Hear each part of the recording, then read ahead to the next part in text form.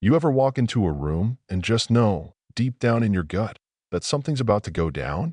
That's how it was that morning in the boardroom.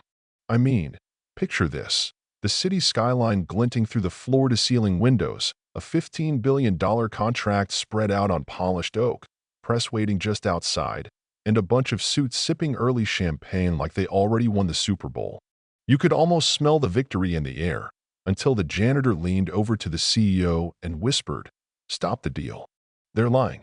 Just 6 words, barely above a breath, but man, it was like dropping a grenade in the middle of a prayer circle. People snickered. You know the type, those executives who can't see past the cut of their own suits. A few looked downright offended. But Madison Cole, the CEO, she didn't laugh. Nah, her face went pale. I watched her lock eyes with the janitor, a man with battered sneakers and a faded badge that read Eli Carter. Thing is, she knew him. Not just a name on payroll. He was the kind of guy who always held the elevator, asked how your kid was doing, never missed a day. And right then, something in her just froze. Maybe it was intuition. Maybe it was that quiet dignity Eli always carried. Whatever it was, Madison listened. Let me back up a sec, because this wasn't just some wild interruption by a random custodian. 6 months earlier, Madison had worked late at headquarters, numbers blurring on her laptop screen, pressure mounting from shareholders hungry for a global merger. Rain hammered the windows that night. She dropped her phone in the break room, one of those moments when exhaustion gets the best of you. Eli was mopping up nearby, didn't say much, just picked it up, handed it over with a gentle, "Here you go, ma'am." They ended up chatting for 5 minutes about his daughter, Isla, 7 years old, crazy about rockets, wanted to be the next Mae Jemison. His wife had died 3 years ago, hit and run, never found the driver.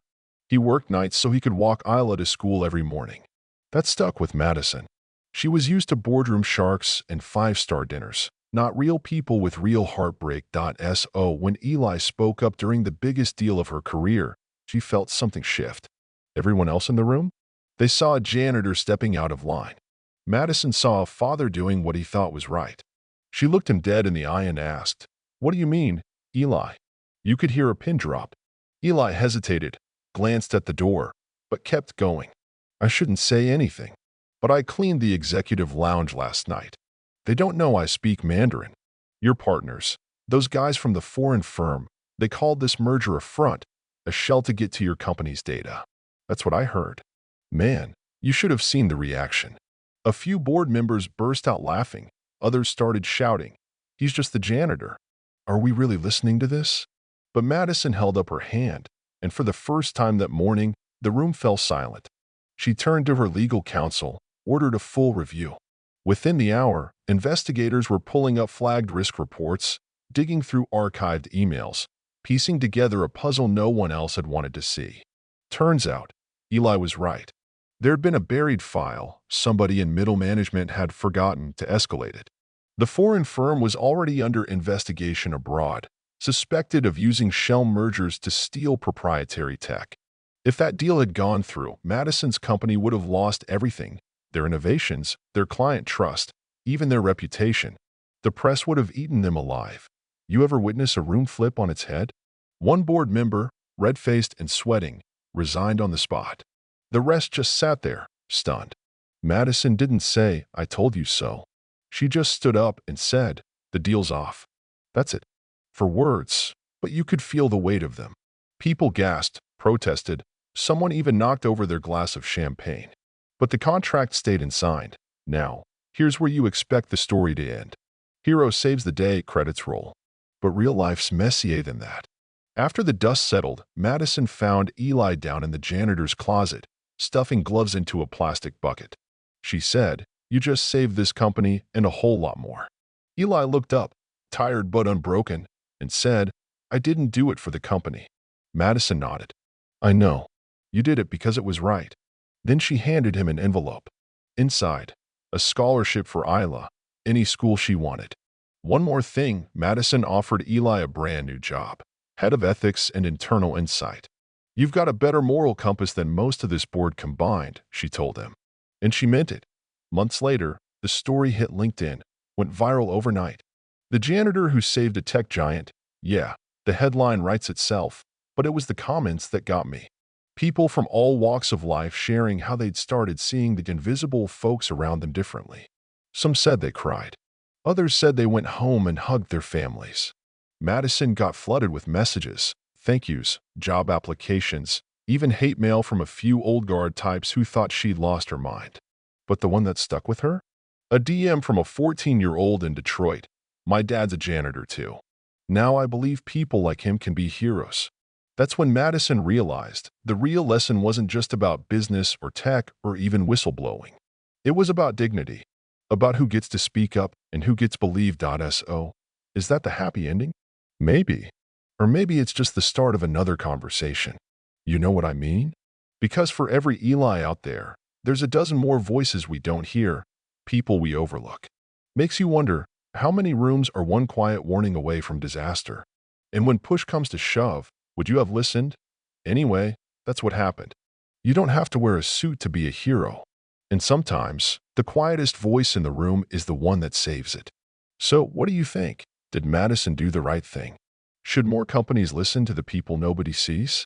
Drop your thoughts below, because honestly, I want to know, where's the real line between loyalty, truth, and justice in a world that moves this fast? Let's talk about it.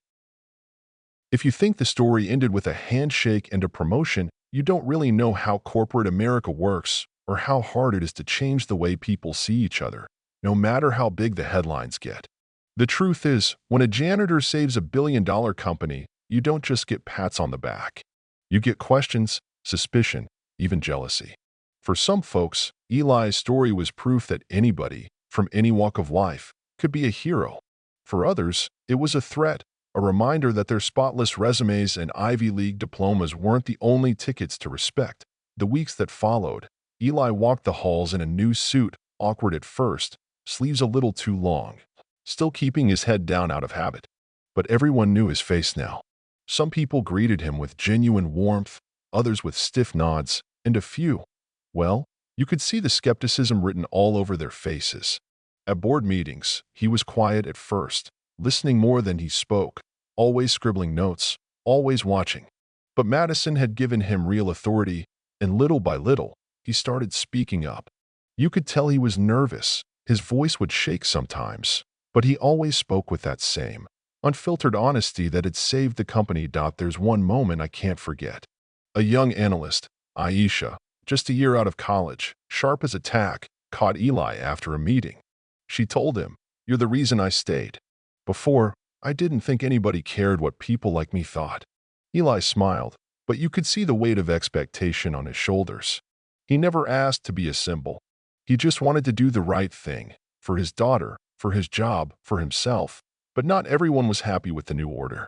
One executive, Tommy Doyle, the kind of guy who thought empathy was a liability, started pushing back. He'd make snide remarks about the janitor's ethics hotline and try to shut down Eli's ideas in meetings. Madison noticed, but instead of stepping in, she watched to see how Eli would handle it. And here's where the real twist comes in. One evening, Eli caught wind of a subcontractor issue, something about underpaid workers in the overseas supply chain. It was the kind of thing the old guard would have swept under the rug, kept off the books. But Eli dug deeper. He talked to warehouse staff, reviewed emails, pieced together a paper trail. Turns out, the company's newest supplier was using shell contracts to dodge labor laws, kids working long hours, safety violations, the whole 9 yards. When Eli brought it to Madison, she didn't hesitate. She called an emergency board meeting, laid out the evidence, and made it clear, we can't build the future on the backs of people we refuse to see. It was a risky move, pulling out of a multi-million-dollar deal, going public with a self-inflicted scandal. The stock took a hit. The press went wild. Investors started whispering about Madison's softness, Eli's inexperience, doom and gloom on every finance blog. For a week, the office was a pressure cooker: tension, fear, rumors flying. Eli questioned himself, wondered if he'd doomed the company after all. Isla, his daughter, caught him staring at the wall one night and just said, "You always told me, Daddy, do the right thing, even if nobody else does." That was all it took. The backlash eventually turned into something else. Clients called to thank Madison for her transparency. Young professionals started applying for jobs in droves, inspired by a company that put people before profit. The share price bounced back. And slowly, even the skeptics on the board began to see the value in Eli's relentless honesty. But you want the most cinematic moment? Months after the dust settled, Eli took Isla to a school science fair. She stood by her homemade rocket, beaming as she explained the physics to anyone who'd listen. Madison showed up, unannounced, just to cheer her on.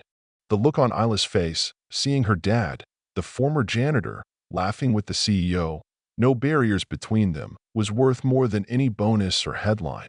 The moment felt bigger than just them. It was like watching a wall come down, just for a minute. So, does integrity really change the world? Maybe not overnight, but it changes people. And people, little by little, change everything else.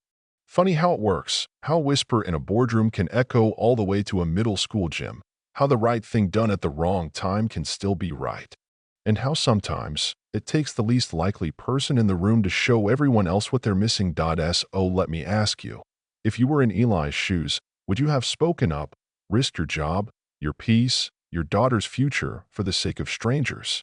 And what would you do if you were Madison, facing a choice between easy money and the hard road? Drop your answer in the comments.